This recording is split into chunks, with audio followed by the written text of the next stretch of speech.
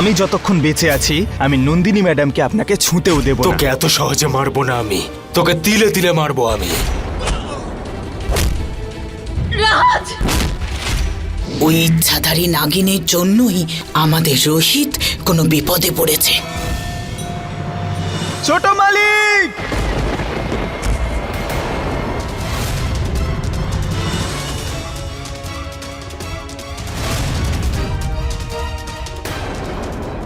আমার প্রিয় ভাগ্নের সাথে এ কি হলো? আমি বলছি কি হয়েছে উত্তর দাও। বড় মালিক, ছোট মালিক আর নেই।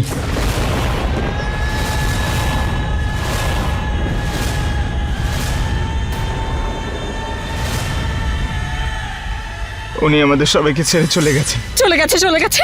হ্যাঁ, কি বলে যাচ্ছে ও? রোহিত, হ্যাঁ? দেখ, তোর মা তোর কাছে এসেছে। চোখ খুলে তাকা বাবা। দাদা, দাদা ওঠো। তুই এভাবে ছেড়ে চলে যেতে পারিস না। হে ভগবান, এ কি অনর্থ হচ্ছে দিদি আমাদের সাথে। কি অনর্থ হয়ে গেছে বলে যাচ্ছিস? রোহিত আমার কথা শুনবে। আমার প্রিয় ভাগ্নে ওঠো। দিদি ওর তো এখন হেসে খেলে জীবন কাটানোর কথা। হে ভগবান, আমার ভাগ্নের সাথে এ কি হলো? ওঠো ভাগ্নে ওঠো। কাঁদছিস কেন এভাবে? আর কি উল্টোপাল্টা বলে যাচ্ছিস তুই? রোহিত টাকা বাবা। আনন্দ, তুমি কিছু তো বলো। বলো না রোহিতকে। রোহিত, অনেক নাটক করেছিস। ওঠ এবার।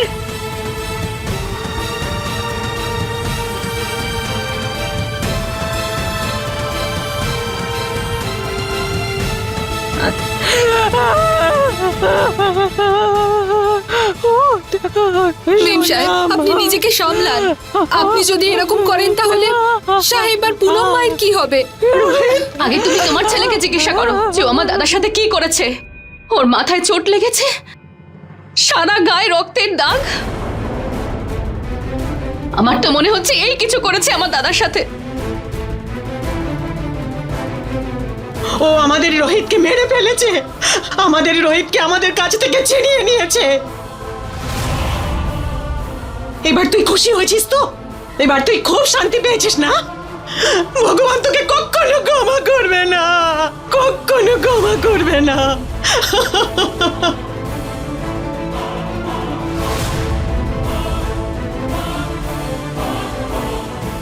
ওকে রক্ষা করার জন্য তোকে রেখেছিলাম না? তাহলে এটা কি করে হলো? তোর এমন কি অসুবিধা ছিল যে তুই একে বাঁচাতে পারিসনি? বল বল বল। মালিক, রাজ এরকম করতে পারে না মালিক।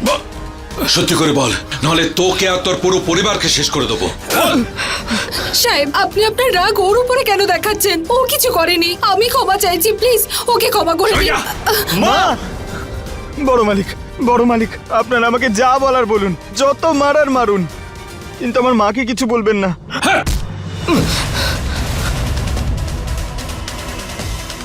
তোর মায়ের একটু ধাক্কা লেগেছে বলে তোর খুব কষ্ট হচ্ছে না? হ্যাঁ, ওই যে ওখানে আমার যে বংশের প্রদীপ পড়ে আছে তার বেলা, সেটা আর কি?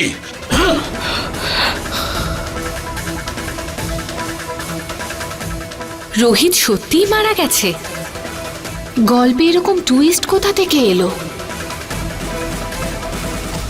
রাজ কিছুই করেনি মিস্টার ঠাকুর।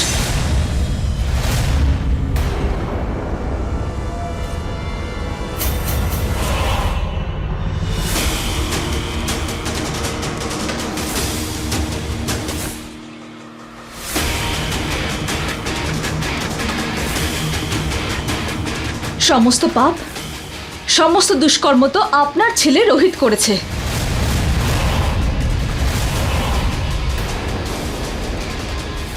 তাহলে এই বেচারাকে মারছেন কেন? দেখেছিস, ওই অপয়াটা আবার এসেছে। আমাদের বাড়িতে আবার কি করতে এসেছিস? কেন ছিনিয়ে নিলি রোহিতকে? কি বললে তুমি? হ্যাঁ, কি করেছে আমার ছেলে? আপনার ছেলে আমাকে কিডন্যাপ করেছিল।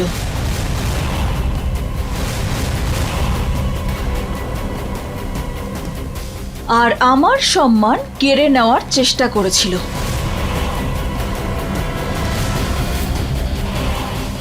আপনাদের ছেলে নিজের জেদের বশে রাজকে এত মেরেছে, সেই মানুষটাকে যে এই পৃথিবীতে সবচেয়ে বেশি ওকেই ভালোবাসতো।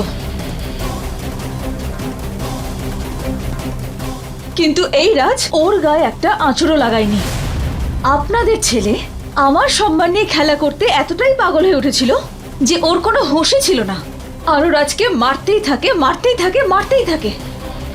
কিন্তু রাজ পরিবর্তে কিচ্ছু করেনি।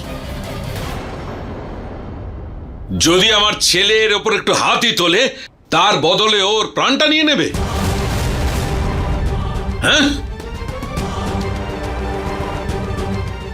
বড় মালিক, আপনি এরকম ভাবতে পারেন কি করে যে আমি ছোট মালিককে মারতে পারি? আমি শুধু ওনাকে এসব করা থেকে আটকাচ্ছিলাম। আর তখনই ওখানে একটা বড় সাপ চলে আসে।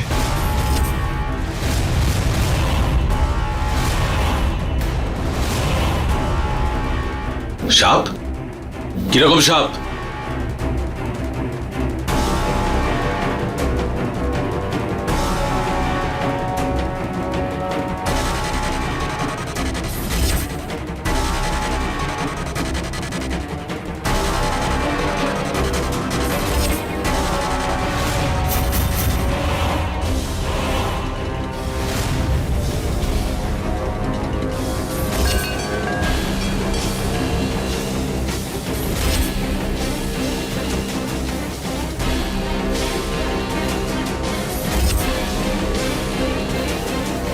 ছোট মালিক! আর উনি খাদে পড়েছেন। আমি বাঁচাতেও গেছিলাম, যতক্ষণ আমি গেছিলাম ততক্ষণ উনি মারা গেছেন।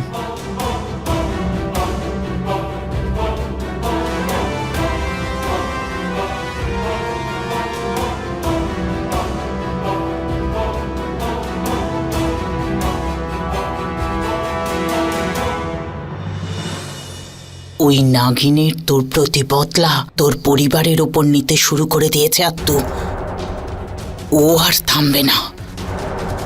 এবারে ওর খেলা শুরু হয়ে গেছে।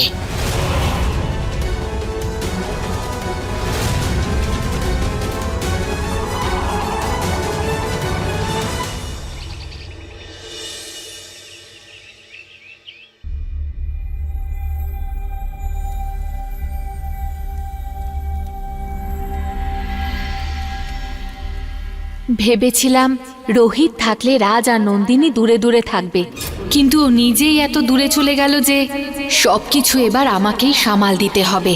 আর তাছাড়া শিবানী, বালার মৃত্যুর প্রতিশোধও তো নেওয়া বাকি আছে।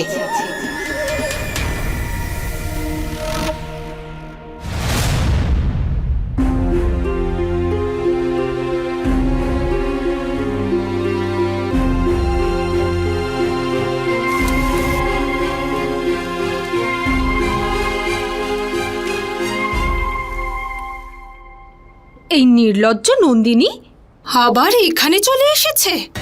আমাদের রোহিতকে মেরেও শান্তি হয়নি, আবার কি করতে এসেছে? যদি মা আমাকে দিব্যি না দিত তাহলে আমি একে বাড়ি থেকে ধাক্কা মেরে বের করে দিতাম। আচ্ছা, আনন্দবাবুকে এবার ডাকতে হবে। এর পরের নিয়মগুলো ওনাকেই পালন করতে হবে। আসলে কাল রাত থেকে উনি নিজের ঘর থেকে আর বেরোননি। পুরোহিত মশাই, আমি এক্ষুনি নিয়ে আসছি ওনাকে।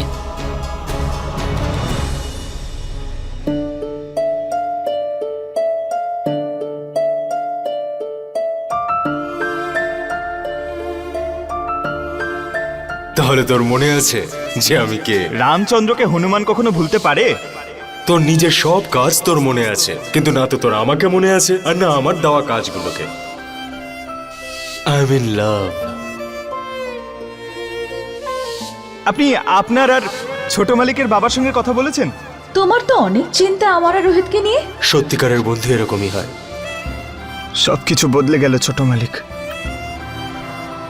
আমার ভালোবাসা, আমার সঙ্গ, কেন আপনি নন্দিনী ম্যাডামের সঙ্গে ওসব করার চেষ্টা করলেন, আর কেন আমি আপনাকে বাঁচাতে পারলাম না? কেন কেন?